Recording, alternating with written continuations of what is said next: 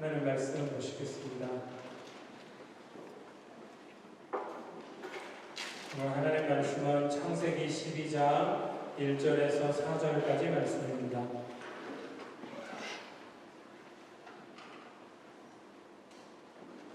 성경이 있으신 분들은 성경을 찾아주시고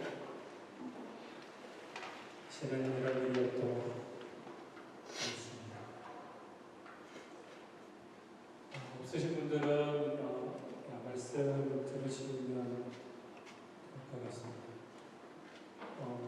참고로 말씀드리는데 스마트폰을 가지고 계신 분들은 무료로 성경을 주는 앱들이 많으니까 앱을 한번 깔아놓으시면 또 도움이 많이 되실 겁니다. 창세기 12장 1절에서 4절까지 말씀 성경에 있으신 분들 함께 한 목소리로 공독하시겠습니다. 여호와께서 아브라함에게 이르시되 너는 너의 고향과 친척과 아버지의 집을 떠나 내가 내게 보여줄 땅으로 가라.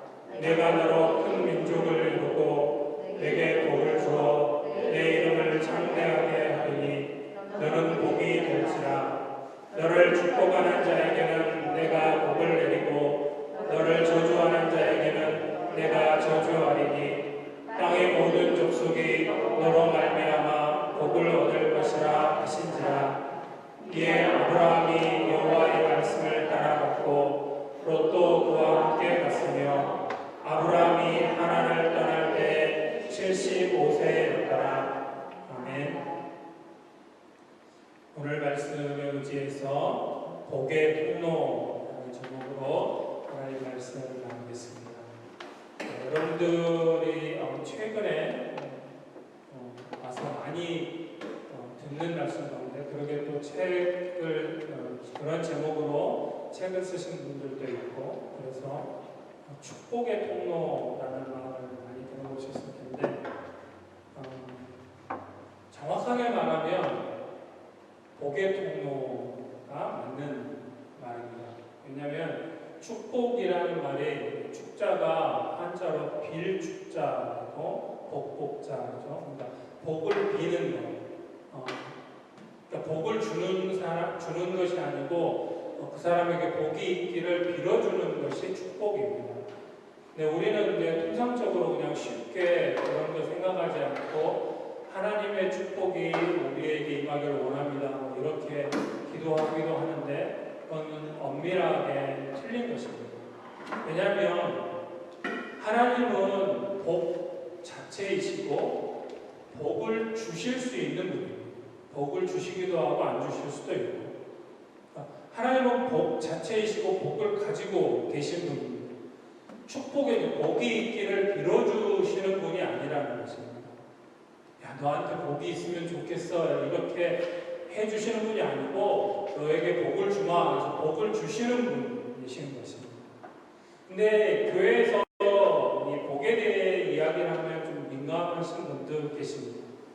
교회가 밤낮 복받기만 바라고 복 얘기만 한다고 그렇게 이야기하시는 분들 계신데 그 또한 하나님의 말씀을 바로 배우지 못하고 바로 이해하지 못하는 것입니다. 왜냐하면 복은 하나님이 이 천지를 창조하시고 인간을 창조하시고 첫 번째로 하신 일이 복 주시는 일부터 하셨습니다. 우리에게 우리 인간들에게 주신 창조의 명령들이 있죠. 정복하고 다스리라. 이 명령의 말씀을 주시기 전에 복을 먼저 주셨습니다. 하나님은 우리 인간들에게 복 주시는 것을 기뻐하시는 분이시고 하나님께 복 받기를 위해서 우리 정말 많이 기도해야 합니다. 여러분들이 하나님 우리 가정에 또 우리 자녀들에게 복을 주십시오 그렇게 기도하는 건 잘못이 아닙니다. 뭐가 문제냐면 특별히 교회 안에 기복, 복을 구하는 것, 복을 위해서 기도하는 것은 잘못이 아닌데 그것이 신앙이 될 때 문제가 되는 것입니다. 기복 신앙이라고 하죠. 그러니까 쉽게 설명을 드리자면 복을 주시는 분이 하나님이신데 그 하나님보다 복에 더 관심이 많은 거예요. 이런 복도 주시나? 이런 복도 주시나? 그러니까 복에 초점이 맞춰지면 그건 이제 신앙이 잘못된 것입니다. 우리에게 복 주시는 분이 중요하고 또 그분 때문에 우리가 감사하고 그분을 바라보아야 되는데 그 하나님을 보아야 되는데 그 하나님을 보지 못하고 복에 눈이 가 있다면 그것이 이제 기복 신앙입니다. 그러면 문제가 되는 것입니다. 교회 안에서 우리가 배척해야 될 것은 기복 신앙이지 기복이 잘못인 건 아닙니다. 아까 말씀드렸던 것처럼 창세기 1장에 보시면 27장 28절에 보시면 1장 27절 28절에 보시면 하나님이 자기 형상 곧 하나님의 형상대로 사람을 창조하시되 남자와 여자를 창조하셨습니다. 그리고 그 다음에 28절 말씀에 이렇게 기록합니다. 하나님이 그들에게 복을 주시며 하나님이 그들에게 이르시되 생육하고 번성하여 땅에 충만하라 땅을 정복하라 바다의 물고기와 하늘의 새와 땅에 움직이는 모든 생물을 다스리라 하시니라. 우주 만물을 창조하시고 인간을 창조하시고 이 창조가 다 마무리된 것이죠. 그 인간들에게 첫 번째로 하신 일, 하나님의 사역, 인간들을 향한 첫 사역이 우리 인간들에게 복을 주시는 일로 시작하셨다는 것입니다. 그만큼 하나님은 우리에게 복 주시기를 기뻐하시는 분이라는 것입니다. 오늘 말씀에도 그래서 복 이야기가 나옵니다.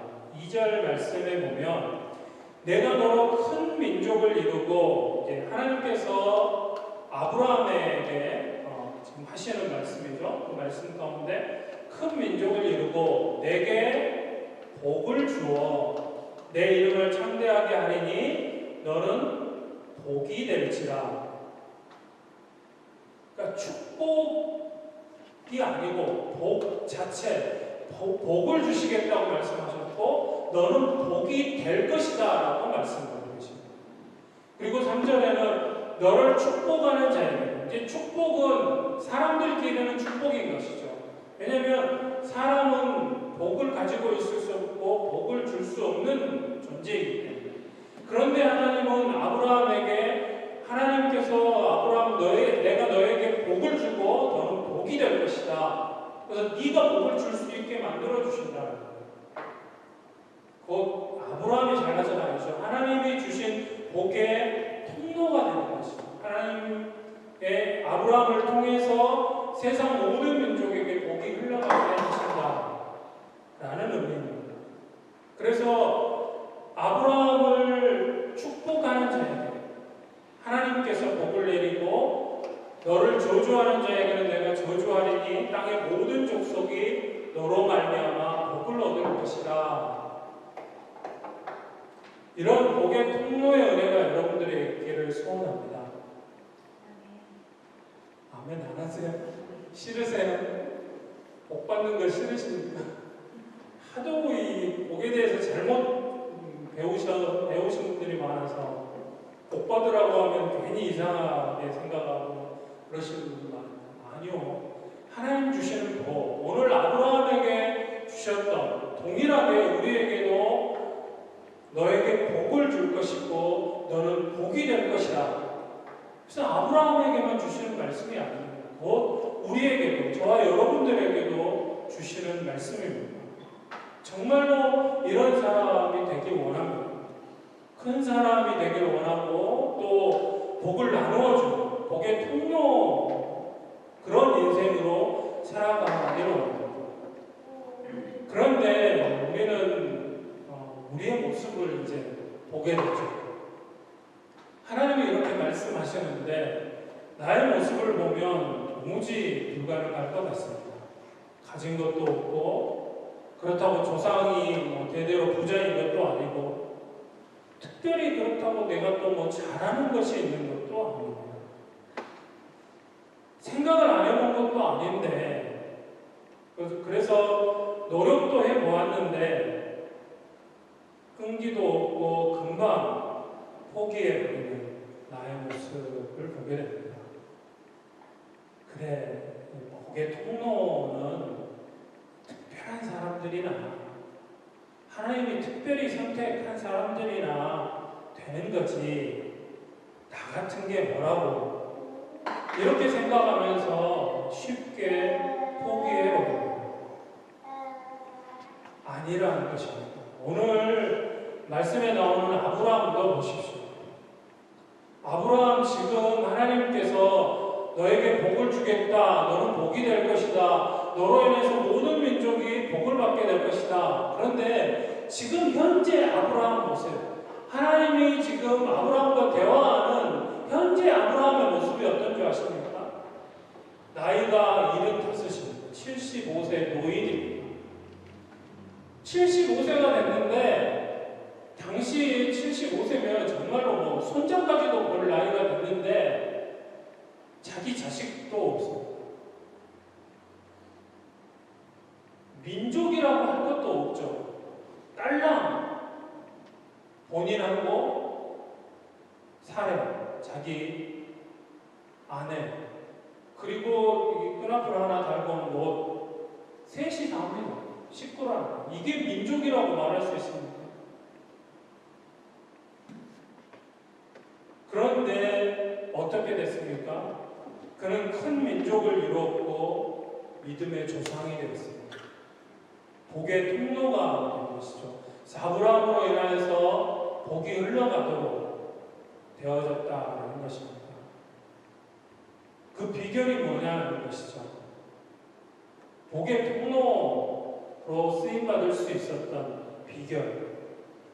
1절 말씀에 그 답이 있습니다. 1절 말씀 제가 다시 읽겠습니다. 여호와께서 아브라함에게 이르시되 너는 너의 고향과 친척과 아버지의 집을 떠나 내가 내게 보여줄 땅으로 가라. 했습니다.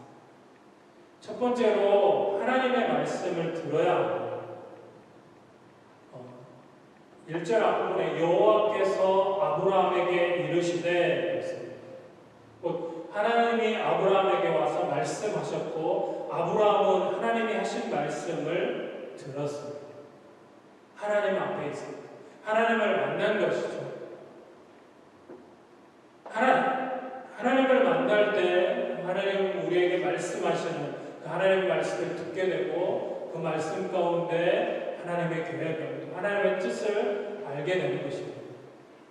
하나님을 만나기를 사모하는 마음, 하나님의 말씀을 듣기 원하는 그런 마음이 우리에게 있어야 합니다. 말씀 가운데 하나님을 만나고 들을 수 있습니다. 그런데 기도하시는 가운데 하나님을 만날 수 있습니다. 그런데 찬양하시는 가운데 하나님을 만날 수 있습니다. 이전까지, 어제까지 어떻게 살아왔는지가 중요한 것이 아니고 오늘부터 어떻게 살아가느냐가 중요한 것입니다. 하나님을 만나면, 하나님의 말씀을 들으면, 하나님께서 나와 함께 하시면 내 인생도 바뀔 수 있는 것입니다. 다른 핑계는 대지 마십시오. 하나님 앞에서 모든 것이 변명이고 핑계로 받게 되지 않습니다.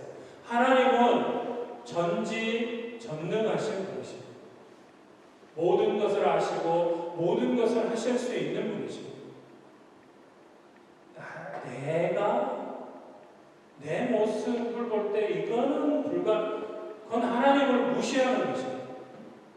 좀 더 심하게 말하면 하나님을 믿지 않으시는 겁니다. 하나님이 어떤 분이신지 바로 안다면 결코 그렇게 말할 수 없습니다. 이렇기 때문에, 저렇기 때문에, 아니요. 거짓말입니다. 그렇게 말하면 안 되는 것입니다. 하나님이 함께 하시지 않을 때 당연히 그렇게 될 것입니다. 그러나 하나님을 만나고 하나님의 말씀을 듣고 하나님이 나와 함께 하시면 되는 것입니다.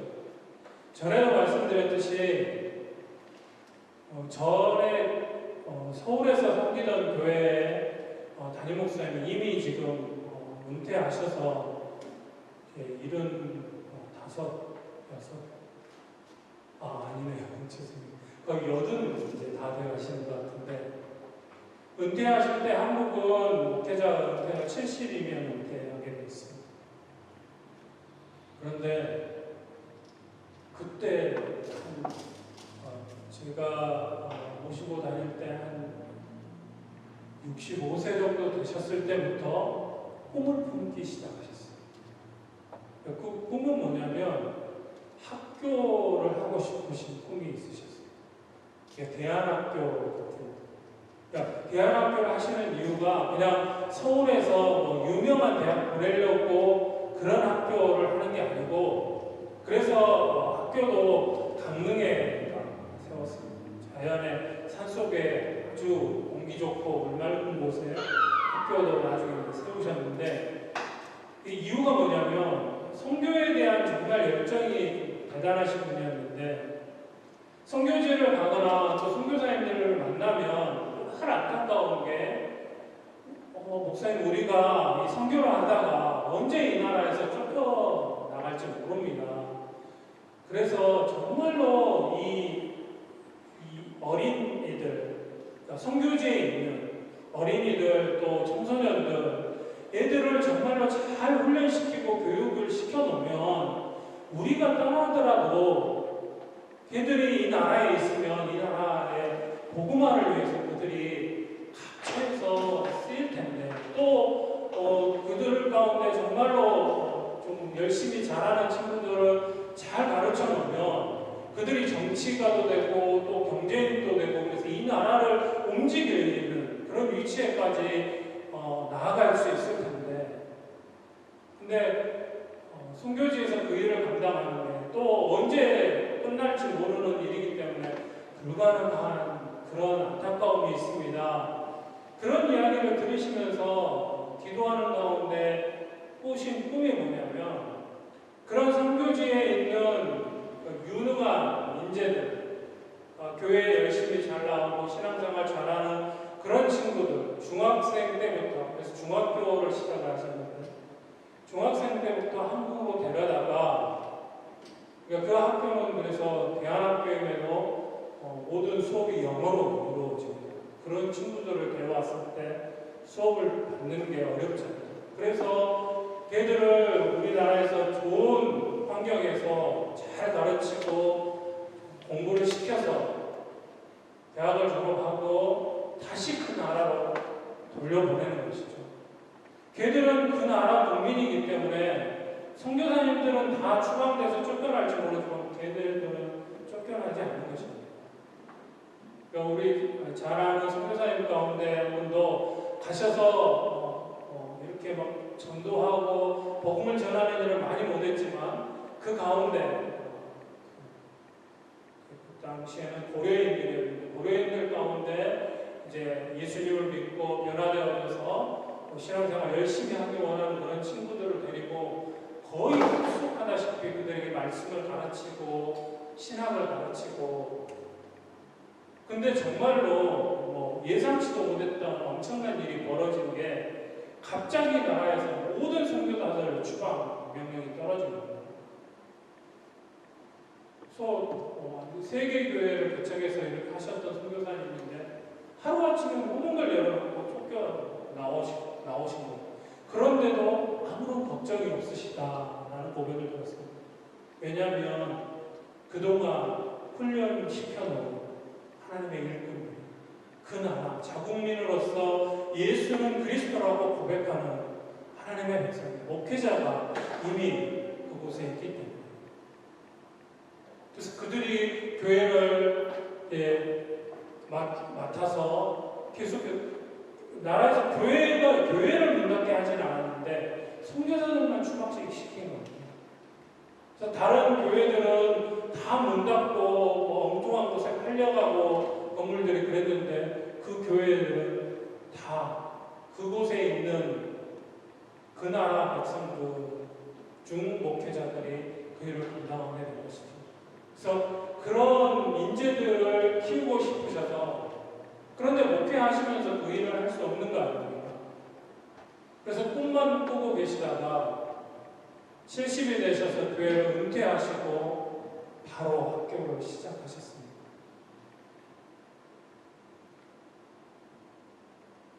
여러 가지 또 드릴 얘기는 많지만 나이가 많거나 나의 조건이나 나의 모습을 보면 맞습니다. 오늘 아브라함처럼 결코 하나님 앞에 부르심을 받을 만한 하나님께서 함께 하실 만한 그런 조건이 없는 게 사실입니다. 그러나 오늘 아브라함은 하나님의 말씀을 들음으로 하나님을 만나고 하나님과 함께 시작하고 있는 것을 보게 됩니다. 두 번째로 너의 고향과 친척과 아버지의 집을 떠나라 그 말씀입니다. 떠나야 합니다. 당시에 그 한 집안의 가장이 종교적인 부분이나 경제권을 쥐고 있기 때문에 그 가정에 속해 있는 모든 사람들은 그 가장의 말, 아버지의 말을 무조건 복종해야 했습니다. 전에 온 이야기로는 아브라함의 아버지인 데라는 우상을 만들어서 파는, 그러니까 우상 숭배에 앞장서는 그런 사람이었습니다.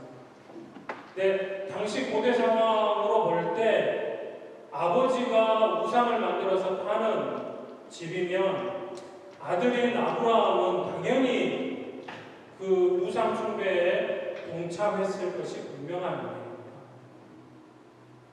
그렇다면 우상 숭배를 한 아브라함 결코 하나님 앞에 부르심을 받을 만한 그런 존재가 아니라는 것입니다. 그렇게 하나님께서는 그 자리를 떠나라고 말씀하십니다.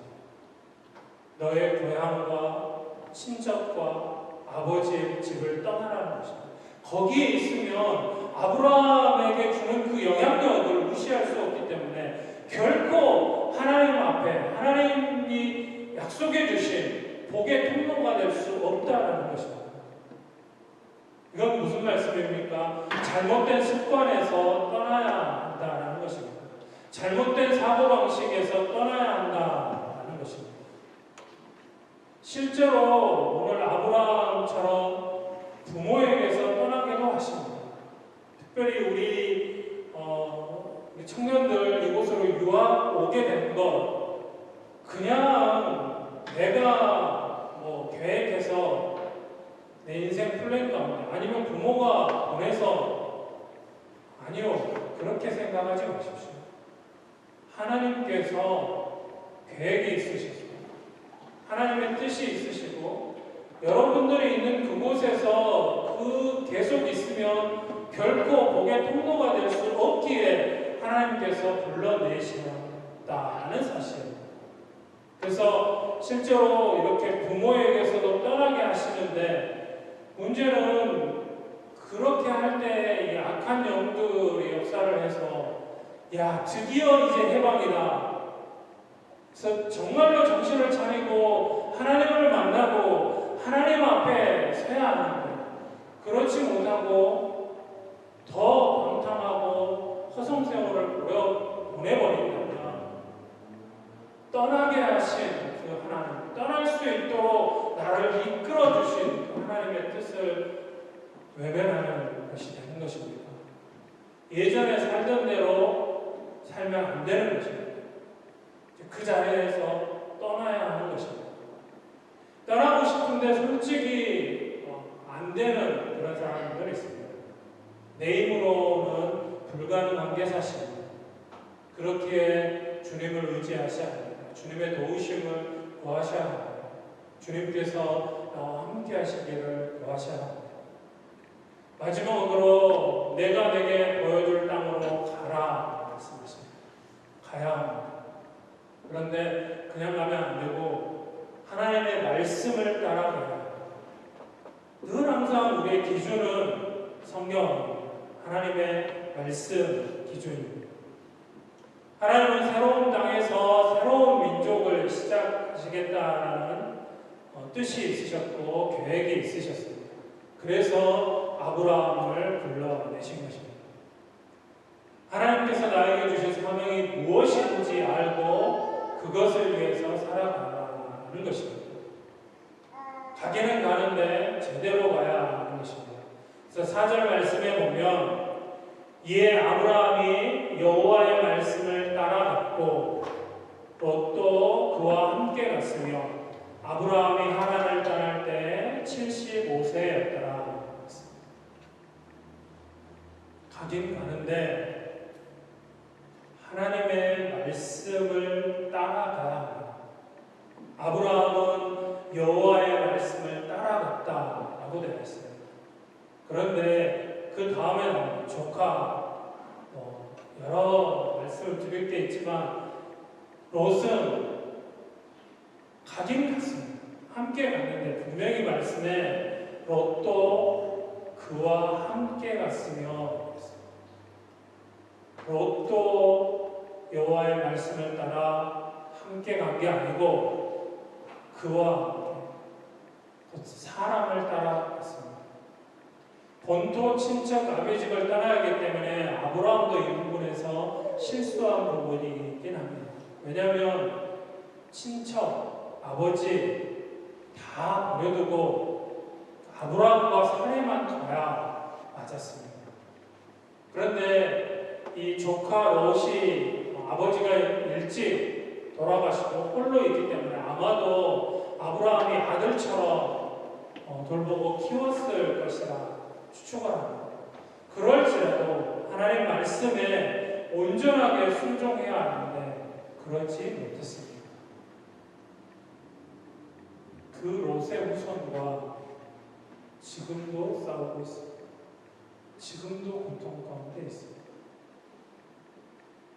하나님 말씀하시는 것에 온전하게 순종하지 못할 때에 어떤 일이 벌어지는지에 대한 것은 이 롯을 데리고 나온 데서부터 좀 얼마 가지 않아서 롯 때문에 얼마나 많은 고통을 당하고 하나님 앞에 눈물로 기도하게 되는지 모릅니다. 어찌됐든 그러나 분명히 아브라함은 하나님 말씀대로 따라갔습니다. 오늘 우리에게도 하나님은 복 주시기를 원하시고 우리가 복이 됩니다. 그래서 우리를 통하여서 복이 흘러가기를, 하나님의 복이 흘러가기를 원하십니다. 우리를 복의 통로로 사용하시길 원하십니다. 자, 그러기 위해서 먼저 하나님을 만나야 합니다. 하나님의 말씀을 들으려면 하나님을 만나야 하나님의 말씀을 들을 수 있는 겁니다. 하나님은 여러분들을 만나기 원하시고 여러분들과 대화하기 원하십니다.